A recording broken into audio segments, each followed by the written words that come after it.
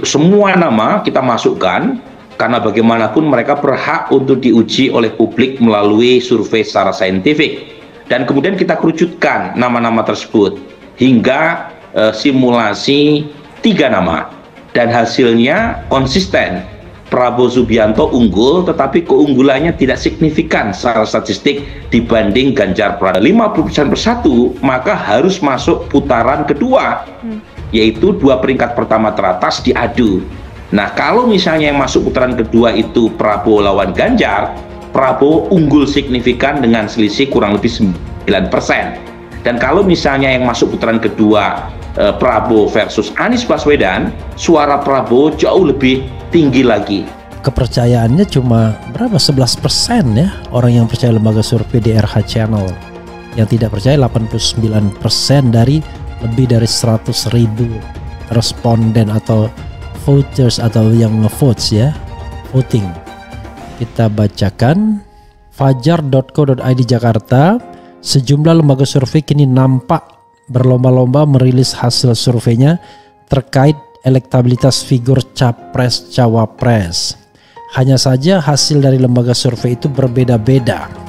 Sebagian mengunggulkan bakal capres Gerindra Prabowo Subianto, sebagian bakal capres PDIP Ganjar Prabowo.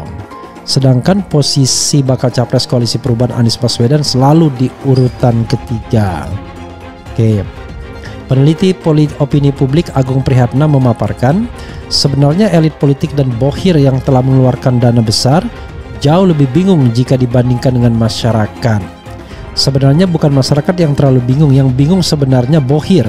Karena ini menyangkut satu pertarungan yang besar, yang nggak sedikit, besar sekali tuturnya melalui YouTube Harsono Point.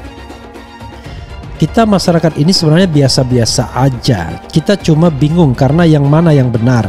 Tapi sebenarnya yang paling bingung adalah elit politik dan bohir, sambungnya.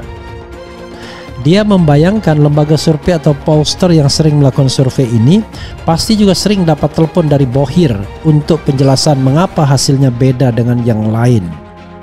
Saya membayangkan itu pasti alasannya macam-macam dan sebagainya, gumamnya. Lebih lanjut, mantan Ketua Senat Mahasiswa MIPA Unhas itu mengatakan survei yang ada dasarnya bias afiliatif dari para pemimpin lembaga survei. Nah, ini benar. Karena kalau kita perhatikan sebenarnya itu jelas kelihatan lembaga-lembaga survei yang memihak kepada capres tertentu, papar Agung. Puas dengan kinerja presiden itu tidak hanya mengarahkan dukungannya kepada Ganjar, tapi juga kepada Pak Prabowo, meskipun masih lebih banyak kepada Ganjar ya.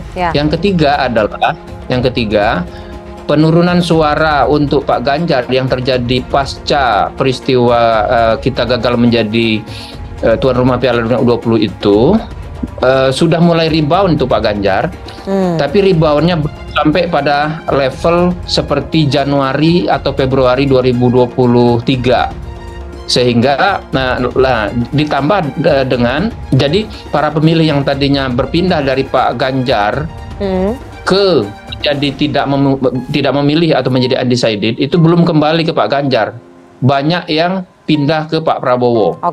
Nah, akibatnya kemudian Pak Prabowo menjadi lebih unggul. Ditambah kemudian ada sedikit penurunan dari dukungan kepada Anies. Kalau terjadi dukungan kepada Anies, biasanya itu berpindah kepada Prabowo karena kolom pilihan pemilih Prabowo dan Anies kan cenderung sama. Walhasil dari 3 atau 4 faktor itu Pak Prabowo cenderung unggul. Tapi dengan catatan ini, catatannya paling tinggi kan keunggulannya itu di 3 nama, 35,8 berbanding 32,2. Masih kalau tren elektabilitas Pak Ganjar dan Pak Prabowo sama. Trennya meningkat. Nah, mengapa tren keduanya meningkat itu? Salah satu penjelasannya menurut saya adalah tingkat kepuasan kepada presiden tetap tinggi. Kalau tingkat kepuasan kepada presiden tetap tinggi, itu bisa berpengaruh kepada capres atau nama yang dianggap diasosiasikan dengan presiden. Nah, sampai hari ini nama yang diasosiasikan dengan presiden itu masih dua, Pak Ganjar dan Pak Prabowo gitu. Survei LSI, pendukung Prabowo Subianto pada 2019 diprediksi pindah dukung Anies di Pilpres 2024. Dikutip dari liputan6.com Jakarta, Lembaga Survei Indonesia LSI merilis hasil survei nasional bertajuk Isu-isu Nasional dan Update Peta Kompetisi Pilpres dan Pileg. Hasilnya ditemukan sebanyak 40% pendukung bakal calon presiden Capres Prabowo Subianto pada Pilpres 2019 pindah mendukung Anies Baswedan. Pemilih Prabowo Subianto distribusi 52,5%, 39% ke Anies. Jadi pemilih Prabowo di 2019 itu cukup banyak yang pindah dari Prabowo ke Anies.